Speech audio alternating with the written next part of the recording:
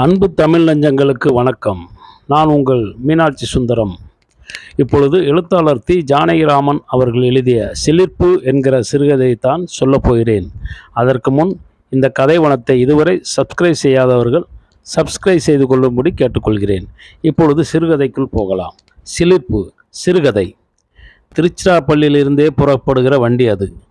மாயவரத்தோடு நின்றுவிடும். 10:30 மணிக்கு தொடங்கி 3 மணியோடு அதன் வாழ்வு முடிந்துவிடும்.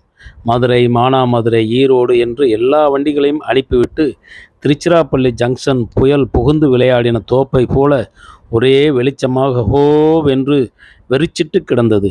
வாழைத்தொலி, ஆரஞ்சு தொலி, எச்சில் பொட்டலம், தூங்கு மூஞ்சிகள் இவற்றை தவிர ஒன்றையும் காணவில்லை. வண்டி புறப்பட இன்னும் அரை மணிதான் இருக்கிறது. என்ஜின் கார்டு ஒன்றும் வரவில்லை. வண்டிக்கு வண்டி ஒரு பரட்டை அழுக்கு இப்படி ஏதாவது தூங்கி கொண்டிருந்தது. பெங்களூர் எக்ஸ்பிரஸில் இறங்கி வந்த குடும்பம் ஒன்று 2ஆம் வகுப்பில் சாமான்களை போட்டு காவல் வைத்து எங்கேயோ போய்விட்டது. எக்ஸ்பிரஸ் வண்டி சென்றால் என்ன கூட்டம், வரும்போது என்ன வரவேற்பு, என்ன உபச்சாரம், போகும்போது எவ்வளவு கோலாகலம். இது நாதியில்லாமல் அழுது வழிந்தது. சட்டிலும் கேடுகட்ட சட்டில். ரயில் ஜாதியில் கூட ஏழை பணக்காரன் உண்டு போல் இருக்கிறது. நான் தனியாக கடைசி பெட்டிக்கு முன் பெட்டியில் உட்கார்ந்திருந்தேன். பக்கத்தில் என் பையன் அயர்ந்து தூங்கி கொண்டிருந்தான். தலைமாட்டில் கையிலிருந்து நழுவிய ஆரஞ்சு உருண்டு கிடந்தது. அதை பார்க்கும்போது சிரிப்பு வந்தது எனக்கு. பையனை பெங்களூரிலிருந்து அழைத்து வருகிறேன். மாமா சம்சாரம் ஊருக்கு வந்திருந்த போது அவனை அழைத்து போயிருந்தாள். நான் காரியமாக பெங்களூர் போனவன் அவனை அழைத்து கொண்டு வந்தேன். பெங்களூர் சிட்டி ஸ்டேஷனில் மாமா ரயில் ஏற்றி விட வந்திருந்தான். ரயில் புறப்பட 5 நிமிஷம் இருக்கும்போது ஆரஞ்சு பழக்காரனை பார்த்து, ஆரஞ்சுப்பா, எப்பா ஆரஞ்சுப்பா என்று பையன் முனகினான். மாமா காதில் விழாதது போல அந்தண்டை முகத்தை திருப்பி கொண்டு விட்டான். மாமாவின் சுபாவம் நன்றாக தெரியும் எனக்கு. பையனை சுடுகிறார் போல ஒரு பார்வை பார்த்தேன். அவன் வாய் மூடிக்கொண்டது. ஆனால் வண்டி புறப்பட்டதுதான் தாமதம். ஆரம்பித்து விட்டான். 6 வயது குழந்தை எத்தனை நேரம்தான் அடக்கி கொண்டிருப்பான். எப்பா எப்பா ஏண்டா கண்ணு, பிச்சி மாமாவுக்கு வந்து வந்து ஏன்பா 900 ரூபா சம்பளம், பணக்காரரு, இவ்வளவு பணக்காரராப்பா என்று கையை ஒரு கடவாத்திய அளவுக்கு அகற்றி மேவாவை நீட்டினான். குறை சொல்கிறார் போல. அதுக்கு என்ன இப்போ? வந்து செத்த முன்னாடி ஆரஞ்சு கேட்டானோ இல்லையோ, வாங்கி கொடுக்காம எங்கேயோ பார்த்துட்டு நின்னார்ப்பா. அவர் காதல் விழுந்திருக்காது, விழுந்திருந்தா வாங்கியிருப்பார். நான் இறஞ்சி தானப்பா சொன்னேன், பின்ன ஏன் வாங்கி கொடுக்கல? கேள்வியை நானே திருப்பி கேட்டு விட்டேன். பையன் திணறினான். வந்துப்பா வந்து பிச்சி மாமாவை வந்து ஒரு 3 கால் சைக்கிள் வாங்கித்தான்னே, வந்து வாங்கி தரேன்னு ஏமாத்தி விட்டாருப்பா. அவர் என்னத்துக்குடா வாங்கணும், நான் வாங்கி தரேன். நீ எப்படி வாங்கி தருவியான்? ஏன், உனக்கு 100 ரூபா தானே சம்பளம். உனக்கு யார் சொன்னான்? வந்து பிச்சி மாமா தான் சொன்னான். உன்கிட்ட வந்து சொன்னாரா உங்கள் அப்பாவுக்கு 100 ரூபா தான் சம்பளம்னு? வந்து என்கிட்ட இல்லைப்பா, மாமிகிட்ட சொன்னா.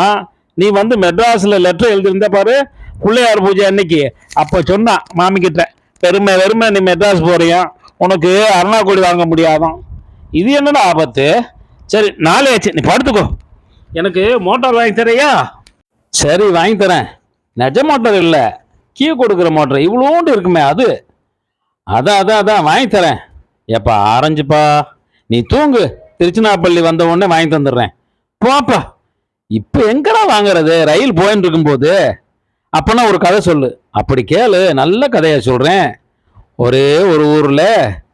பாதி கதையில் பையன் தொங்கி விட்டான். குழந்தை நல்ல சமத்து சார், ஷரூடாக இருக்கான், ஆளை எப்படி ஸ்டடி பண்ணுறான் என்று திடீரென்று எதிரே இருந்தவர் மதிப்புரை வழங்கினார். அதுதான் தலை பெருசாக இருக்கு என்று பையனை பார்த்தேன். தலை சற்று பெரிதுதான் அவனுக்கு. எடுப்பான முகம், மூக்கும் மொழியுமான முகம், முழுவென்று சரீரம், தளதளவென்று தளிரை போன்ற தோல், கன்னத்தில் தெரிந்தும் தெரியாமலும் இருந்த பூனை மயிர் ரயில் வெளிச்சத்தில் மின்னிற்று. தலைமயிர் வளையமாக மண்டி அடர்ந்து பாதி நெற்றி வரை விழுந்திருந்தது. அழகில் சேர்க்க வேண்டிய குழந்தைதான். நாளை மத்தியானம் அம்மாவை பார்க்கத்தான் போகிறான். அதுவரையில் யாரோ அனாதையை பார்ப்பது போல் இருந்தது எனக்கு. தாய் பக்கத்தில் இல்லாவிட்டால் குழந்தைக்கு சோபை ஏது? குழந்தையை 2-3 முறை தடவி கொடுத்தேன். கபடமில்லாத இந்த குழந்தை எப்படி ஏமாற்ற துணிந்தது பிச்சி மாமாவுக்கு? கிருபணன் என்று வேலைக்கு போன நாள் முதல் வாங்கின பிரக்யாதி போதாதா? குழந்தையிடம் கூடவா வாங்க வேண்டும்? சரிதான், போனால் போகிறது என்று விட்டுவிடக்கூடிய வலுவும் எனக்கு இல்லை. குழந்தையின் முகத்தை பார்க்கும் போதெல்லாம் துன்பம் கிளர்ந்தது. சிறிய அற்பமான நிகழ்ச்சி, ஆனால் எனக்கு தாங்கவில்லை. பிச்சி மாமா எத்தி எத்தி பிழைக்கிற வித்தைகள். பிறந்தது முதல் உள்ளும் புறமும் ஒன்றாமல் அவன் நடத்தி வருகிற வாழ்க்கை, பெண்டாயிட்டிடம் கூட உண்மையில்லாமல் அவன் குடும்பம் நடத்துகிற வெற்றி, எல்லாம் நினைவில் வந்து திரண்டு சுழல் வண்டுகளைப் போல சுற்றி சுற்றி வந்தன. ராத்திரி முழுவதும் அதே தியானம், தூக்கமே இல்லை. திருச்சி வந்ததும் ஆரஞ்சு வாங்கினேன். எப்பா, இந்த ஊருக்கு போய் திங்கிறான்ப்பா, அம்மா உரிச்சு கொடுப்பா, கையில் வாங்கி திங்கிறான்ப்பா என்று கெஞ்சினான். ஆல்ரைட், அப்படியே செய். வண்டி புறப்பட இன்னும் அரை மணி இருந்தது. தாகம் வரட்டிற்று. இறங்கி போய் தண்ணீர் குடித்துவிட்டு வெற்றிலை போட்டு கொண்டு வந்தேன். திரும்பி வரும்போது யாரோ ஒரு அம்மாள் என் பெட்டியில் ஏறி கொண்டிருந்தாள். கூட ஒரு பெண். எதிர்த்த பலகையிலேயே உட்கார்ந்து கொண்டார்கள். இதுதானே மாயவரம் போகிற வண்டி? இதே தான். எப்போ புறப்படும்? இன்னும் 25 நிமிஷம் இருக்கு. நீங்கள் எது ஊருக்கு போயல்? நான் கும்பகோணம் போகிறேன். உங்கள் குழந்தையா? ஆமாம். அசந்து தூங்குறானே. பெங்களூர்லேருந்து வரோம், அலுப்பு, தூங்குறான். நீயும் படுத்துக்கிறியா? இல்லை மாமி, தூக்கம் வரல என்றது அந்த பெண். கொஞ்சம் தூங்குடி குழந்தை, ராத்திரி முழுக்க போயாகணும். நாளைக்கு வேற, நாளன்னைக்கு வேற போகணுமே. இல்லை மாமி, அப்புறம் தூங்குறேன். அம்மாளுக்கு 40 வயசு இருக்கும். இரட்டை நாடி, ருமானி மாம்பழம் மாதிரி பளபளவென்று இருந்தால், காதில் பழைய கட்டிங்கில் ஒரு பெரிய புளு ஜாக்கர் தோடு, மூக்கில் வைரபேசரி, கழுத்து நிறைய 7-8 வடம் சங்கிலி, கையிலும் அப்படியே மாம்பழ நிற பட்டுப்புடவை, நெற்றியில் பளீர் என்று ஒரு மஞ்சள் குங்கும வட்டம். பார்க்க பார்க்க கண்ணுக்கு நிறைவான தோற்றம். பக்கத்தில் ஒரு தோல் பெட்டி, ஒரு புது குமிட்டி அடுப்பு. அந்த பெண்ணுக்கு 8-9 வயது இருக்கும். மாநிறம், ஒட்டி உலர்ந்த தேகம், குச்சி குச்சியாக கையும் காலும். கண்ணை வெளிச்சம் போட்டு பார்க்க வேண்டியிருக்கின்றது. எண்ணெய் வழிகிற முகம், தூங்கினார் போல் ஒரு பார்வை. கையில் ஒரு கருப்பு ரப்பர் வலை, புதிதாக மொடமொடவென்று ஒரு சீட்டி பாவாடை, சிவப்பு பூ போட்ட வாயில் சட்டை, அதுவும் புதிதான். கழுத்தில் ஒரு பட்டை அடித்த கருப்பு கண்ணாடி மணிமாலை. பக்கத்தில் ஒரு சீட்டி பாவாடை, கொசுபி முறுக்கி சுருட்டி கிடந்தது. அதிலேயே ஒரு சட்டையும் திணித்திருந்தது. அந்த அம்மாளுக்கும் பெண்ணுக்கும் என்ன சம்பந்தம்? எப்படி கேட்பது? வண்டி புறப்படுகிற சமயத்திற்கு ஒரு மலை வாழைப்பழக்காரன் வந்தான். ஒரு சீப்பு வாங்கி ஒரு பழத்தை அந்த பெண்ணிடம் கொடுத்தேன்.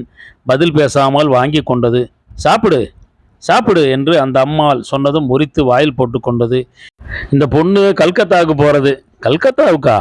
ஆமாம், நம்ம பக்கத்து மனுஷா ஒருத்தர் அங்கே பெரிய வேலையில் இருக்காராம். அங்கே போகிறது. ராத்திரி மாயவரத்தில் இருந்து அவளுக்கு தெரிஞ்சவ யாரோ போகிறா. அவளோட சேர்த்து விடணும். நல்ல பொண்ணு, சாதுவாக சமத்தாக இருக்குது. பிறகு நானே கேட்க ஆரம்பித்து விட்டேன். உன் பேர் என்னம்மா? காமாட்சின்னு பேர். குஞ்சுன்னு கூப்பிடுவா. பேஸ் பேஸ் பேஸ். என்ன பெரிய பேஸா போடுறேல் என்று அந்த அம்மாள் சிரித்தாள். இவ எப்படி 2 பேரை சுமக்கிறாள்னா? எனக்கும் சிரிப்பு வந்தது. அதுவும் சரிதான். ஆனால் நான் நினச்சது வேற. எனக்கு காமாட்சின்னு ஒரு தங்க இருக்கா. இந்த சாயலாக தான் இருப்பா. நல்ல தெம்பான இடத்துல தான் கொடுத்தது. ஆனால் மாப்பிள்ளை ரொம்ப உபகாரி. யாருக்கோ மேலப்பம் போட்டார் 20,000க்கு. அவர் திடீர்னு வாயை பிளந்துட்டான். அவர் குடும்பம் நொடிச்சு போயிடுத்து. ரொம்ப கஷ்டப்பட்டார். இன்னதான்னு சொல்லி மாளாத கஷ்டம். இப்போ தான் 4-5 வருஷமா அவர் ஒரு வேலைன்னு கிடச்சி பிடுங்கு இல்லாமல் இருக்கார். அவள் கஷ்டம் விழிஞ்சிடுத்து. அவளுக்கு அடுத்தவ இன்னொரு தங்க, குஞ்சுன்னு பேர். அவளுக்கு கல்யாணம் பண்ண அலையலையா அலைஞ்சோம். கடைசியில் எனக்கு அத்தை பெண் ஒருத்தி. அவளுக்கு குழந்தை இல்லை, சீக்குக்காரி. தன் புருஷனுக்கே அவளை கொடுத்தணும்னு தலைகீழாக நின்னா. அப்படியே பண்ணிட்டார் எங்கள் அப்பா. ஆனால் கல்யாணமான நாள்லேருந்து அவள் பட்டப்பாடு நாய்படாத பாடு. 10 வருஷம் கழித்து ஒரு புள்ள குழந்தை பிறந்திருக்கு. 3ஆம் வருஷம் அதுக்கு பிற்பாடு தான் அந்த வீட்டில் அவளும் ஒரு மனுஷன்னு தலை தூக்கி நடமாடின்னு இருக்கா. 1000 இருக்கட்டும், பெண் இருக்க பெண்ணு கொடுக்கலாமோ? என்ன பண்ணுறது, பிராப்தம். இவ பேரை கேட்ட உடனே நான் வந்தது. 2 பேரும் ஒரே இடத்துல அமைஞ்சிருக்கேன்னு தான் பேஷ் போட்டேன். அந்த பெண் எப்படி இந்த பேச்சை வாங்கி கொண்டது என்று புரிந்து கொள்ள முடியவில்லை. அதே தூங்கும் பார்வையுடன் முகத்தில் ஓர் அசைவு, மாறுதல் இல்லாமல் எல்லாவற்றையும் கேட்டு பார்த்து கொண்டிருந்தது. குழந்தை, உனக்கு அப்பா அம்மா இருக்காளா? இருக்கா. அப்பா என்ன பண்ணுறார்? 1வது வாத்தியார். அக்கா தங்க அண்ணா தம்பி எல்லாம் இருக்காளா? இருக்கா. 4 அக்கா, 2 அண்ணன், ஒரு தம்பி இருக்கான். அதுக்கப்புறம் ஒரு தங்க. அக்காவுக்கெல்லாம் கல்யாணம் ஆகிடுத்தா? 3 பேருக்கு ஆகிடுத்து. 2வது அக்கா 4 வருஷம் முன்னாடி குறைபட்டு போயிட்டா. எங்களோடைய தான் இருக்கா. அண்ணா என்ன பண்ணுறான்? பெரிய அண்ணா கிளப்பில் வேலை செய்கிறான். சின்ன அண்ணா செகண்ட் ஃபாரம் வாசிக்கிறான். நீ வாசிக்கலையா? இல்லை, அண்ணா ஒருத்தன் தான் வாசிக்கிறான். எங்களுக்கெல்லாம் சம்பளம் கொடுக்க முடியல அப்பாவுக்கு. அதுக்காக நீ வேலைக்கு போகிறையாக்கும். ஆமாம், மத்தியானம் சாப்பாட்டுக்கு எல்லாருக்கும் காண மாட்டேங்கிறது. உனக்கு என்ன வேலை செய்ய தெரியும்? 10 பாத்திரம் தேய்ப்பேன், காப்பி டீ போடுவேன், இட்லி தோசைக்கு அரைப்பேன், குழம்பு ரசம் வைக்க தெரியும், குழந்தைகளை பார்த்துப்பேன், கோலம் போடுவேன், அடுப்பு மெழுகுவேன், வேஷ்டி புடவை துவைப்பேன். புடவை துவைப்பியா? உனக்கு புடவை தூக்க முடியுமோ? நன்னா துவைக்க தெரியும். இதெல்லாம் எங்கே கற்றுண்ட? ராமநாத ஐயர்னு ஒரு ஜட்ஜு இருக்கார், அவாத்தில் தான் கற்றுண்டேன். சர்வீஸ் ஆனவளா? அவாத்தில் எத்தனை வருஷம் இருந்த? 3 வருஷமா இருக்கேன். 3 வருஷமாவா? உனக்கு என்ன வயசாகிறது? இந்த ஆவணிக்கு 9 முடிஞ்சு 10வது நடக்கிறது. 7 வயசுலேயே உனக்கு வேலை கழிச்சுடுது. தேவலை. என்ன சம்பளம் கொடுப்பா? சம்பளம்னு கிடையாது, 2 வேளை சாப்பாடு போடுவா. தீபாவளிக்கு பாவாடை சட்டை ஒரு ஜோடி எடுத்து கொடுப்பா. இந்த சட்டை யார் வாங்கி கொடுத்தா? அவள் தான். கோலம் போட்டு அடுப்பு மொழிகி புடவை துவச்சி குழந்தைய பார்த்துட்டு தோசைக்கு அரைச்சி எல்லாம் பண்ணினதுக்கு இந்த 6 அணா சீட்டி தான் கிடைச்சதா அவளுக்கு? கலிசலாக பார்த்து பொறுக்கி எடுத்து கொடுத்துருக்காளே. நீ நல்லதா வாங்கி கொடுக்க சொல்லி கேட்கப்படாதோ? ஜட்ஜு வீட்டில் சாப்பிட்டுன்னு இருந்தேங்கிற, உன் உடம்ப பார்த்தா அப்படி தெரியலையே. பஞ்சத்தில் அடிபட்டாப்புல கண்ணு கிண்ணெல்லாம் உள்ளே போய் ஒட்டி உழந்து நாய் பிடுங்கினாப்புல இருக்கிய. பெரிய மனுஷால் தனி ரகம், உங்களுக்கு தெரியாது போல இருக்கு. அவள் வத்தல் குழம்பு, சுட்ட அப்பளம், மிளகு ரசம் இதைத்தான் பாதி நாள் சாப்பிடுவா. ராத்திரி பருப்பு துவையிலும் ரசமும் தான் இருக்கும். ஆனால் அவள் உடம்பு என்னமோ நிகுன்னு தான் இருக்கும். அது தனி உடம்பு. நம்ம போல அன்னாடங்காட்சிகளுக்கு தான் இதெல்லாம் ஒத்துக்காது. 2 நாளைக்கு இப்படி சாப்பிட்டா வாய் வெந்து கண்ணு குழிஞ்சு சோர்ந்து வரும் என்று அம்மாள் தன்னையும் என்னோடு சேர்த்து பேசினாள். மரியாதைக்குத்தான் அப்படி சொல்லியிருக்க வேண்டும். உடனே ஏதோ தவறாக பேசிவிட்டது போல, நான் என்னென்னவோ பேசிட்டு இருக்கேனே, நீங்கள் என்ன பண்ணிட்டு இருக்கேள் என்று கேட்டாள். பயப்படாதீங்கோ, நானும் அன்னாடங்காட்சி தான். தாலுகாவில் குமாஸ்தா. தஞ்சாவூர் ஸ்டேஷன் வந்து கொண்டிருந்தது. துண்டை போட்டுட்டு போகிறேன், கொஞ்சம் இடத்த பார்த்துக்கோங்கோ. சாப்பிட்டுட்டு குழந்தைக்கும் சாப்பாடு பண்ணி அழைச்சிட்டு வந்துடுறேன். இன்னும் சாப்பிடலையா நீங்கள்? ஏமா, நீ என்ன சாப்பிட்ட காலமே? பழையது. எங்கே? ஜட்ஜாத்தில். பார்த்தேலா, பெரிய மனுஷான்னா இப்படி என்ன இருக்கணும்? ஊருக்கு போகிற குழந்தைக்கு 3 வருஷம் வீட்டோடு கிடந்து உழைச்சின்னு இருந்த பொண்ணுக்கு கொஞ்சம் நல்ல சாப்பாடாக போட்டு அனுப்பிச்சா தான் என்ன? 9:15 மணிக்கு நான் புறப்படுற போது கொண்டு விட்டா. அதுக்குள்ளே சமையல் பண்ண முடியாதா என்ன? நல்ல குளிர்ந்த மனசு. பழையதை சாப்பிட்ற ஆசாரம் அத்து போயிட போகிறதுன்னு கவலைப்பட்டு போட்டாப்புல போல இருக்குது. என் குழந்தை அவாத்தில் யாராவது பழைய சாப்பிடுவாளோ? நான் தான் சாப்பிடுவேன். சரி, இப்போ பசிக்கிறதோ உனக்கு? இல்லை, ஏதாவது சாப்பிடுமா? சரி மாமி, நீங்கள் ஒரு பொட்டில் சாம்பார் சாதமும் ஒரு தயிர் சாதமும் வாங்கிட்டு வாங்களேன்.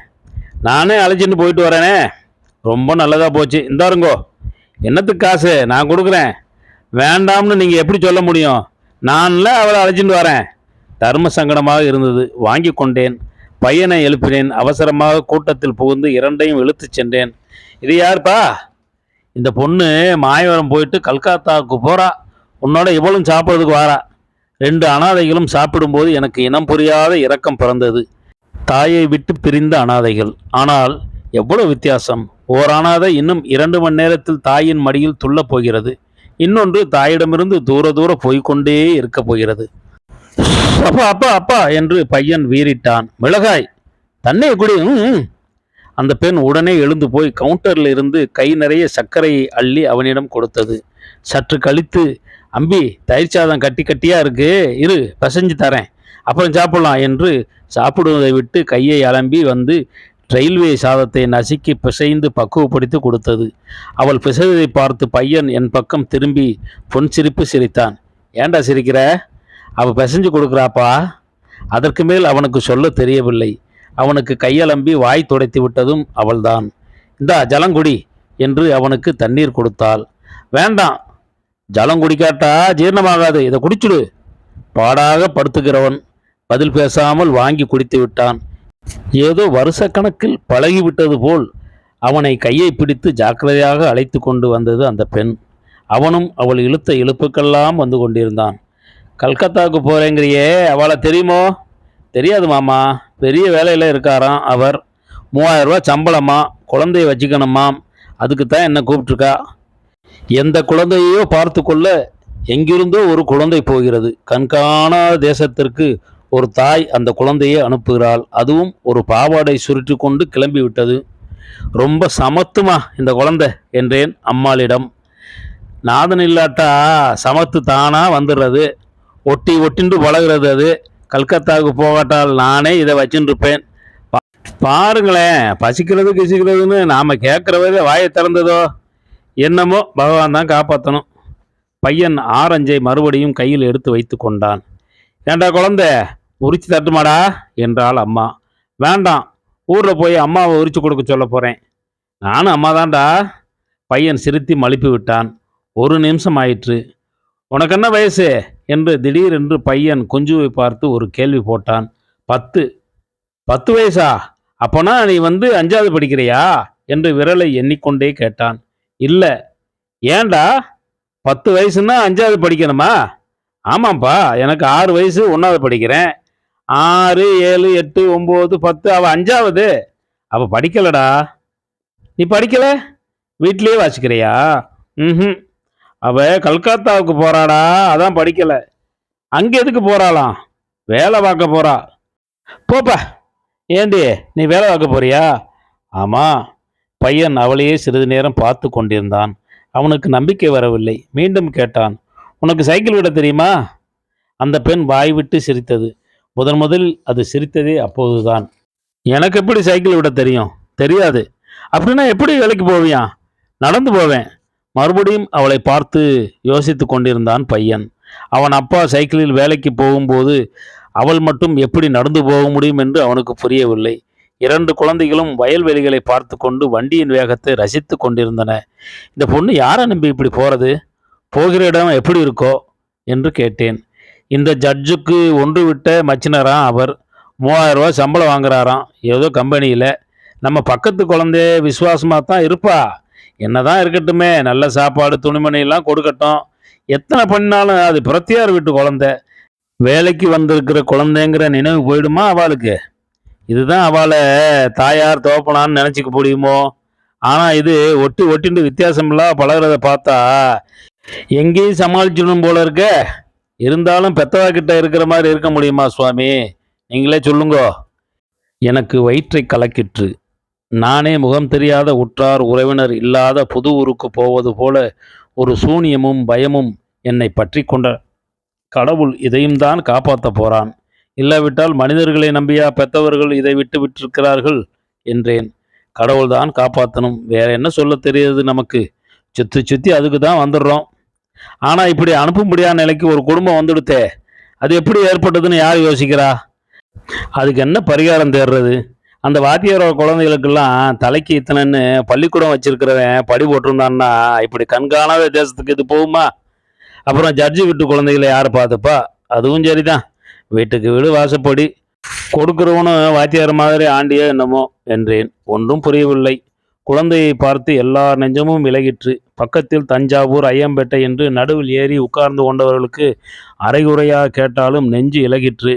அம்மாள் உட்கார்ந்திருந்த பலகையின் கோடியில் உட்கார்ந்திருந்தவர் ராவ்ஜி மாதிரி இருந்தது. உதட்டை கடித்து ஜன்னலுக்கு வெளியே தலையை திருப்பி கொண்டார். நெஞ்சை குமரி வந்த வேதனையை அடக்கி கொண்டு தைரியசாலியாக அவர் பட்டப்பாடு நன்றாக தெரிந்தது. கும்பகோணம் வந்து விட்டது. போயிட்டு வராமா குழந்தை, போயிட்டு வரட்டுமா என்று ₹1 அதன் கையில் வைத்தேன். நீங்க எதுக்காக கொடுக்கிறேன் என்று அம்மாள் தடுத்தாள். எனக்கு பாத்தியம் உண்டு, நீங்களும் அழைச்சின்னு தானே போறேன். இது வாத்தியார் குழந்தை தானே, உங்க குழந்தை இல்லையே. நீங்க கொண்டாடுற பாத்தியம் எனக்கும் உண்டுமா. நான் என்ன செய்யறது?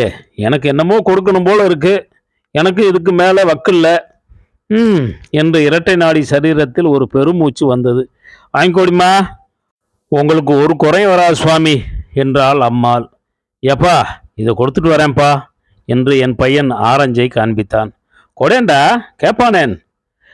வேண்டாண்டா கண்ணு, குழந்தை பாவம், அம்மா உரிச்சு கொடுக்கணும்னு சொல்லிட்டு இருந்தது. எப்பா வாங்கிக்க சொல்லுப்பா என்று பையன் சினுங்கினான். வாங்கிக்கோமா. பெண் வாங்கி கொண்டது. சுவாமி, நல்ல உத்தமமான பிள்ளையை பெற்றிருக்கேள். வாடா கண்ணு, எனக்கு ஒரு முத்தம் கொடுத்துட்டு போ என்று அம்மாள் அழைத்தாள். பையன் கொடுத்து விட்டு ஓடி வந்தான். என் மெய் சிலிர்த்தது. முகத்தை கூடிய வரையில் யாரும் பார்க்காமல் அப்பால் திருப்பி கொண்டு கீழே இறங்கி அவனை தூக்கி கொண்டு நடந்தேன். அவனுக்கு நடக்கவா தெரியாது? எனக்கு என்னவோ அவனை வாரி அணைத்து கொள்ள வேண்டும் என்று உடம்பு பறந்தது. தூக்கி எடுத்து தழுவிக்கொண்டே போனேன். உள்ளம் பொங்கி வழிந்தது. அன்பையே, சச்சிதானந்தத்தையே கட்டி தழுவுகிற ஆனந்தம் அது. நன்றி, வணக்கம்.